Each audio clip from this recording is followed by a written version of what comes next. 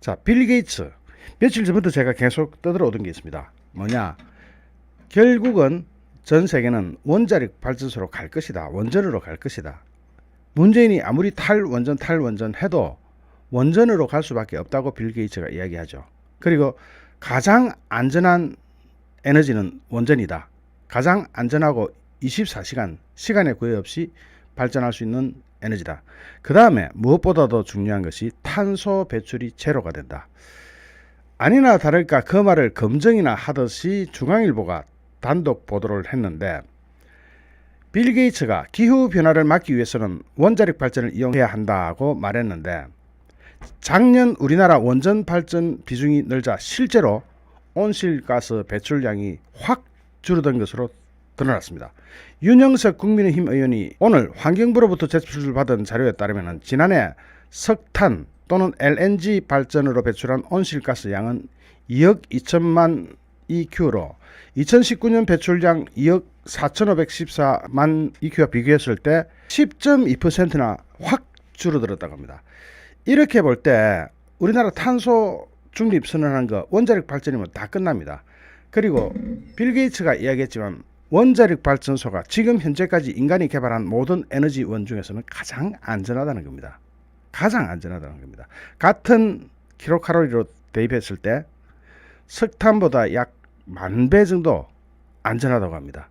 어제 데이터 보여드렸으니까 그거 보시면 될 겁니다.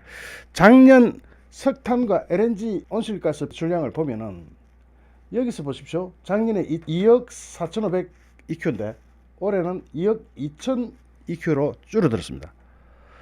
퍼센트로 따지면은 10% 이상 줄어들었습니다. 그러니까 포스코나 이런데 자꾸 압력을 넣는 것도 중요하지만 뭐 그것도 언젠가는 탄소를 배제하고 석탄을 배제하고 수소로 가야 됩니다.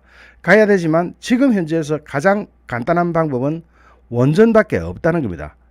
거기다가 어떤 에너지원보다 가장 안전한 원전. 작년에 왜 이렇게 원자력 발전의 비중이 늘어났느냐 하면 기존 석탄 발전을 줄이다 보니까 어쩔 수 없이 원자력에 의존하게 됐고, 원자력은 좋은 게 24시간 쉬지 않고 가동을 하기 때문에 우라늄이 아주 천천히 타들어가잖아요.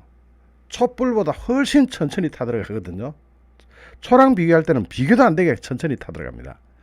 그러면서 아주 24시간 동안 일정하게 에너지를 줍니다. 그랬을 때 약 10% 정도의 온실가스가 줄어들었다. 이건 엄청난 변화입니다. 다른 거 해가 10% 줄일 수 있나요? 없죠. 앞으로 세계는요, 탄소세라는 것에 지배받게 됩니다. 해외 물건을 하나 수출해도 탄소세의 영향을 받을 수밖에 없습니다.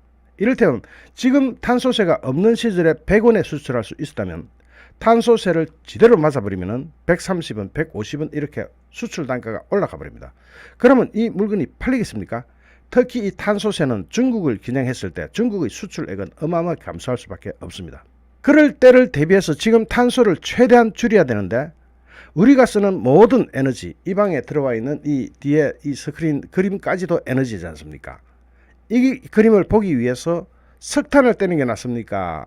깨끗한 원전을 떼는 게 낫습니까? 그리고 비싼 석탄, 석유, 이런 LNG 이런 게 낫습니까? 아니면 하루 24시간 낮에만 발전되는 태양광, 전기는 저장이 안 되잖아요. ESS에 저장한다고 해도, 에너지 스토리지 시스템인데 ESS가 ESS에 저장한다고 하더라도 극소량만 저장되는 것 뿐입니다. 우리나라 발전량에 비교할 때는 그야말로 0.0000000 0 한참 세려다가 일자 하나 붙으면 그게 ESS 저장할 수 있는 총량입니다.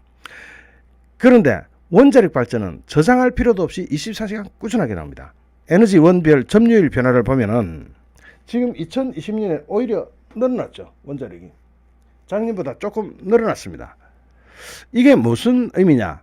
결국 탈원전 해도 원자력에 의존할 수밖에 없는 그런 시스템이라는 겁니다. 우리나라 원자력 발전소가 기여하는 공이 아주 큽니다. 만약에 원자력 발전소가 없다면 여러분은 지금 내는 전기세의 약 4배 내지 5배를 내야 될 겁니다. 감당을 할 수가 없습니다. 태양광이 얼마나 비싼 에너지입니까? 보조금 빼버리면 엄청나게 비싼 에너지죠. 풍력, 저거 하나 세우는데 돈이 얼마인 줄 아십니까? 저것도 바람 불 때만 발전이 되죠. 안 그러면 서 있습니다. 그냥 적당한 바람 불 때, 산들 바람 불 때는 그냥 가만히 서 있는 거예요. 바람이 좀 일정하게 불어올 때 돼야 천천히 돌기 시작합니다. 그랬을 때 이 원자력 발전소의 장점은 이루 말할 수가 없습니다. 온실가스가 다 어디서 나옵니까? LNG 발전하고 석탄 발전에서 거의 대부분이 나오지 않습니까?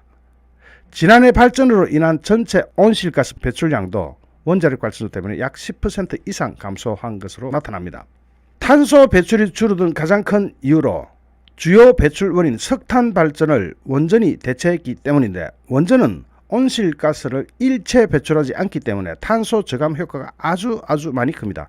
지금 유럽에서 원자력 발전소가 가장 많은 나라가 어딘지 아세요? 프랑스입니다. 프랑스는 자체 에너지의 70%를 원자력 발전이 감당해주고 있습니다. 프랑스는 전기가 남아서 이웃 독일이나 다른 나라에 팝니다. 전기를.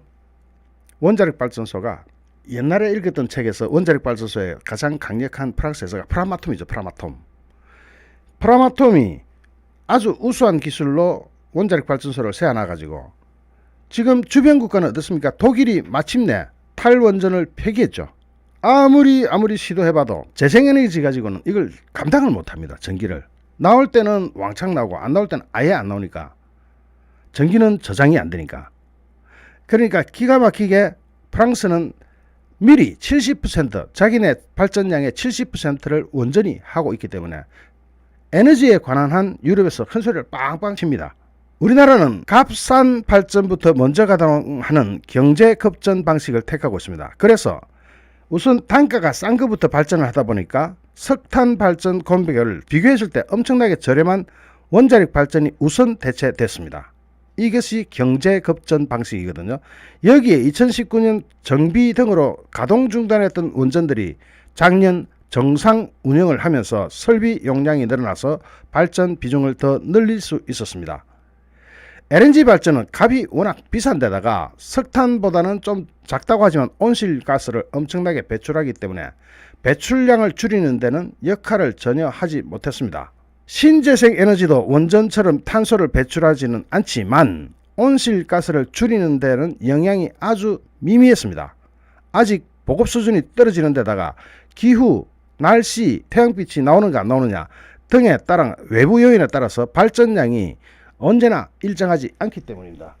여기 보면은 원자력 발전이 이거죠. 작년에 많이 늘어났죠. 그래도 16%인데 여기 보면은 양수발전이 이게 뭡니까? 이게 에너지 세이빙의 일종입니다. 양수발전이라는 거는 수력발전의 일종인데, 에너지가 남아돌 때, 전력이 남아돌 때 산 정상에 있는 호수로 물을 끌어올렸다가 에너지가 가장 필요한 시점에 물을 도로 방류하면서 발전을 하는 그런 시스템이죠.